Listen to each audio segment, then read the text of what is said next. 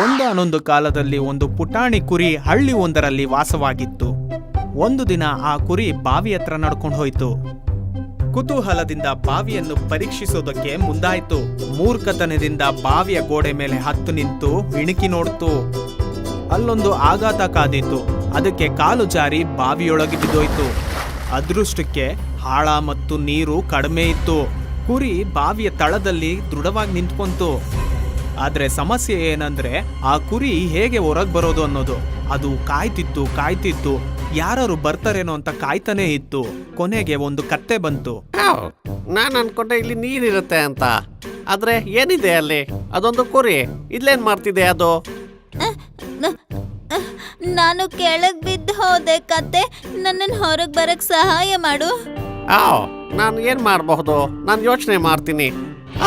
ಅಲ್ಲಿ ಕೆಳಗಡೆ ಅಷ್ಟೊಂದು ಕಲ್ಲುಗಳು ಬಿದ್ದಿರೋದು ಕಾಣಿಸ್ತಿದೆ. ನೀನ್ ಅದನ್ನ ಒಂದ್ರ ಮೇಲೆ ಒಂದು ಇಟ್ಬಿಟ್ಟು ಸುಲಭವಾಗಿ ಹತ್ಕೊಂಡು ಮೇಲ್ ಬರಬಹುದು. ಸರಿ, ನಾನು ಅದನ್ನ ಪ್ರಯತ್ನ ಪಡ್ತೀನಿ. ಆದ್ರೆ ನೀನೆಲ್ಲಿಗೆ ಹೋಗ್ತಿದ್ಯಾ? ಕ್ಷಮಿಸು, ನನ್ಗೆ ಕೆಲ್ಸ ಇದೆ ಕುರಿ. ನೀನೇ ಹತ್ಕೊಂಡ್ ಮೇಲ್ ಬರಬಹುದು. ಕುರಿ ಕತ್ತೆ ಹೇಳ್ದಾಗೆ ಒಂದರ ಮೇಲೆ ಒಂದು ಕಲ್ಲನ್ನ ಜೋಡ್ಸೋದಕ್ ಪ್ರಾರಂಭ ಮಾಡ್ತು. ಆದ್ರೆ ಕಲ್ಲು ಗುಂಡಕ್ಕಿದ್ದಿದ್ರಿಂದ ಜಾರಿ ಬೀಳ್ತಿದ್ವು.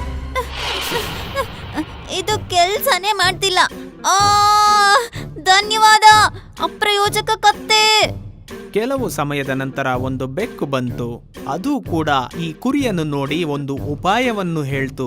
ನಿಂಗೆ ಬಾವಿ ಸುತ್ತ ಕಲ್ಲಿನ ಮಧ್ಯದಲ್ಲಿ ಜಾಗ ಕಾಣಿಸ್ತಿದ್ಯಾ? ನೀನು ಅದನ್ನ ಹತ್ಕೊಂಡು ಬರ್ಬೋದು. ತುಂಬಾನೇ ಸುಲಭ. ಕುರಿ ಅದನ್ನು ಕೂಡ ಪ್ರಯತ್ನ ಮಾಡ್ತು. ಆದ್ರೆ ಅದರ ಕಾಲು ಸಣ್ಣಗಿರೋದ್ರಿಂದ ಜಾರಿ ಕೆಳಗ್ ಬಿದ್ದೋಯ್ತು. ಕೆಲ್ಸ ಮಾಡ್ತಿಲ್ಲ. ಧನ್ಯವಾದ ಅಪ್ರಯೋಜಕ ಬೆಕ್ಕು.